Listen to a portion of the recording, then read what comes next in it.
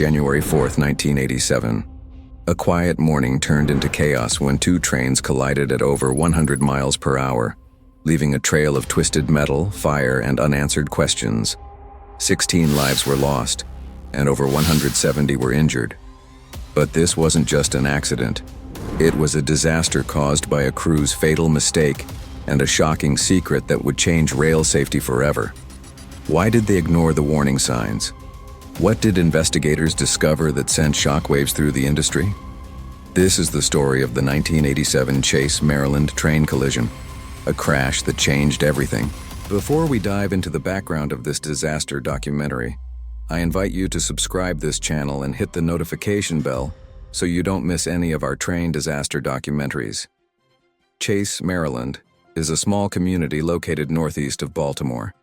It's about 48 miles from Washington, D.C. and 102 miles from Atlantic City, New Jersey. Chase serves as a suburban area, mostly quiet and unincorporated, in the greater Baltimore region. Chase, Maryland, is a community surrounded by water on three sides. To the north, the Bird River merges with the Gunpowder River.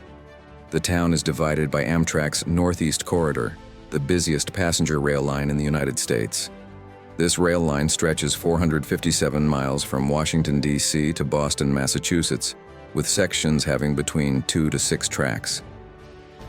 The Northeast Corridor opened in stages between 1834 and 1917 and was electrified between 1932 and 1935. However, the electrification uses 3 different configurations, each with varying voltage and frequency. Chase is a crucial point along this corridor, where the tracks narrow from 4 to 3, and then to just 2 tracks, all within less than 1,500 feet. This narrowing happens as the rail line crosses the dual-track bridge over the Gunpowder River, making it a key bottleneck for northbound trains.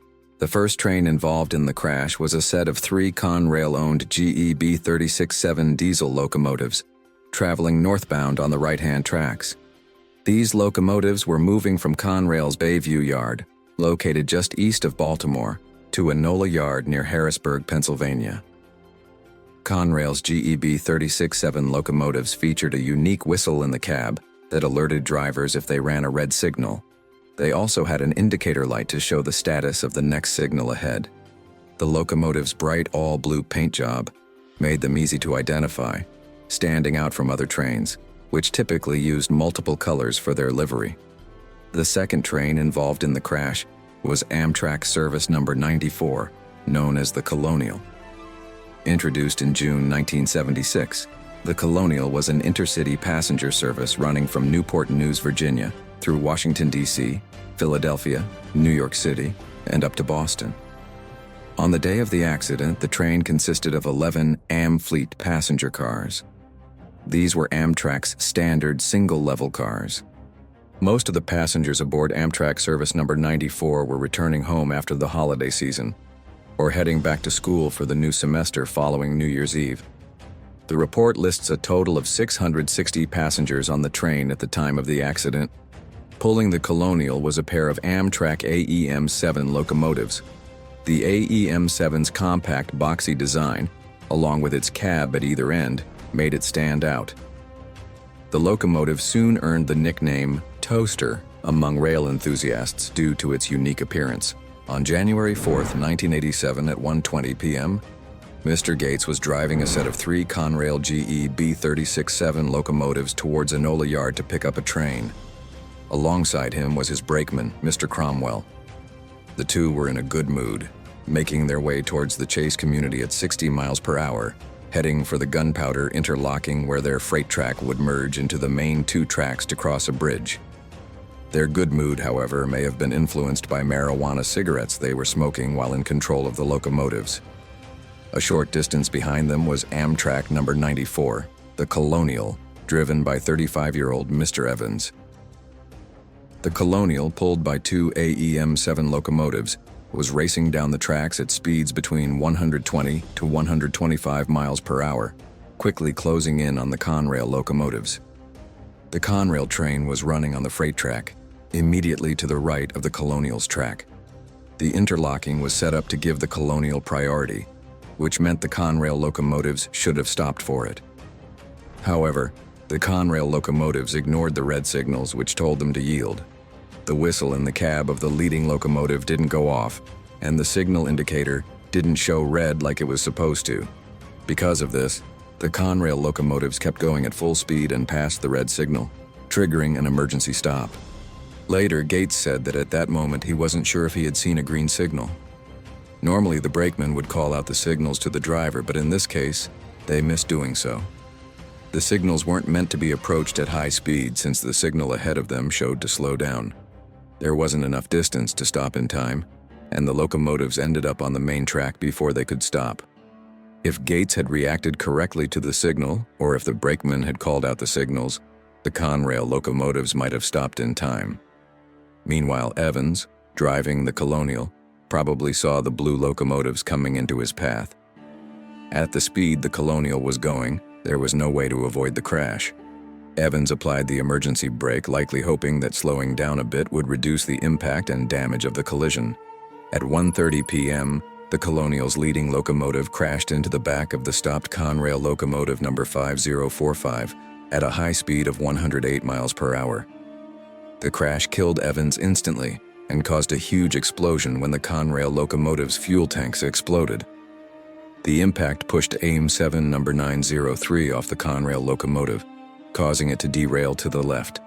The prototype AEM-7 number 900 got trapped under the rear two Conrail locomotives in the Colonial's passenger cars, badly damaging Conrail locomotive number 5052 and destroying the prototype. The front Conrail locomotive was pushed forward by the crash but didn't suffer much damage. Meanwhile, the Colonial's front cars piled up behind it, with some crushed under the train's weight. The whole passenger train derailed, and most of the cars swerved across the tracks, creating a blockade with the wrecked locomotives. Sadly, Evans, the lounge car attendant, and 14 passengers died in the crash. Additionally, Cromwell and 163 other passengers were injured.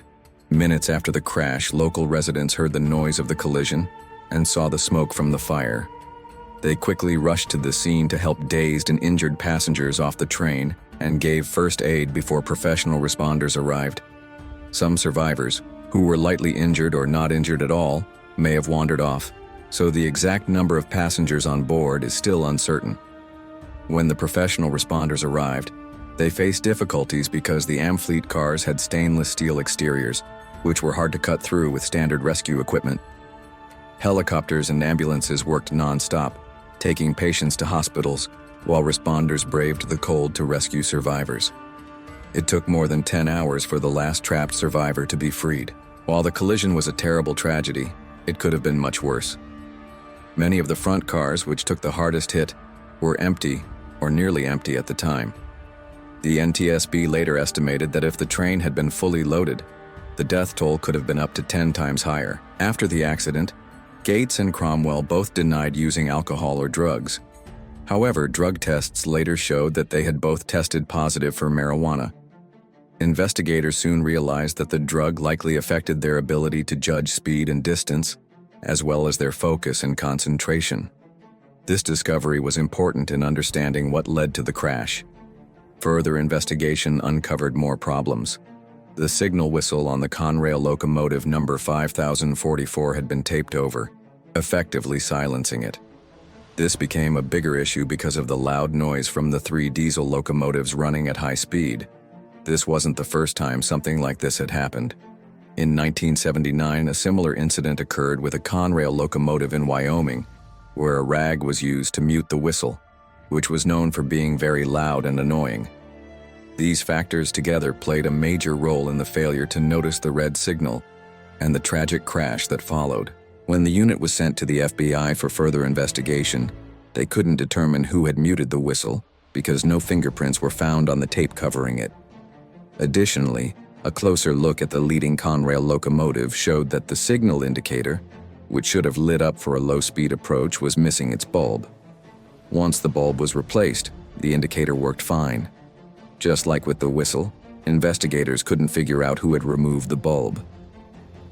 Gates claimed he had checked all the cab systems before leaving on the fatal trip, but the two serious issues found after the crash made his statement questionable. The investigation took another troubling turn when they returned to locomotive number 5044 to reenact the procedure. They discovered that the dead man's pedal, a key safety feature designed to ensure the driver was paying attention, had been disabled. Although investigators couldn't prove that Gates had disabled the pedal, this discovery raised serious concerns about how thorough the checks were and the overall safety of the train before the crash. The investigation also found that the Colonial was technically speeding. While the speed was suitable for the Amfleet cars, it was too fast for the Heritage car included in the train on the day of the accident. The Colonial's conductor testified that he had told Evans about the Heritage car and the need to follow the lower speed limit.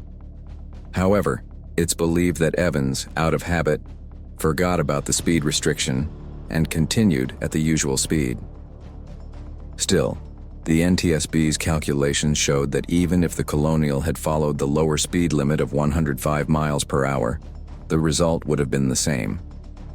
The collision was so intense that the difference in speed would not have had a major impact on the severity of the crash or its aftermath. Under Maryland law, a locomotive is treated like a motor vehicle, similar to cars and trucks. Because of this, Gates was charged with manslaughter by locomotive and sentenced to 5 years in prison. He also received an additional year of probation and another 3 years for lying to the National Transportation Safety Board, NTSB. In the U.S. legal system, sentences are added together, so Gates faced a total of 8 years in prison. Cromwell, the brakeman, made a deal with prosecutors, agreeing to testify against Gates in exchange for immunity. After the accident, both men were suspended by Conrail while an internal investigation took place, but they resigned to avoid being fired. Gates was released from prison after serving 4 years in 1992 and later worked as a substance abuse counselor. In a 1993 interview, Gates admitted that the tragedy might have been avoided if he hadn't smoked marijuana. He said he probably had a subconscious urge to get back to Baltimore quickly to get properly high and rushed through the safety checks. It was also revealed that Gates had a history of driving trains while under the influence of drugs. Following the collision, several new rules were introduced to improve safety and prevent similar accidents in the future. One major change required all locomotives to be equipped with signal indicators in the cab that could also control and limit the train speed. This was not widely used at the time, especially on freight locomotives like those involved in the accident. The new system automatically reduces a train's speed if a slow approach signal is passed, preventing trains from passing red signals at full speed without enough space to stop, as happened in the accident. Additionally, a new speed limit was introduced for freight locomotives, capping their speed at 50 miles per hour on the corridor, which also helped to reduce the risk of similar incidents. As we look back on the tragic events of that day, it's clear that the situation could have been even worse. Yet the loss of life and devastation still raise many questions. How did human errors, like negligence and drug use, lead to such a chain of events that changed so many lives? And how can we make sure the lessons learned from this disaster continue to shape the future of railroad safety? We'd love to hear your thoughts in the comments. What do you think should be done to prevent accidents like this in the future? Do you think the changes made were enough, or is there more that can be done?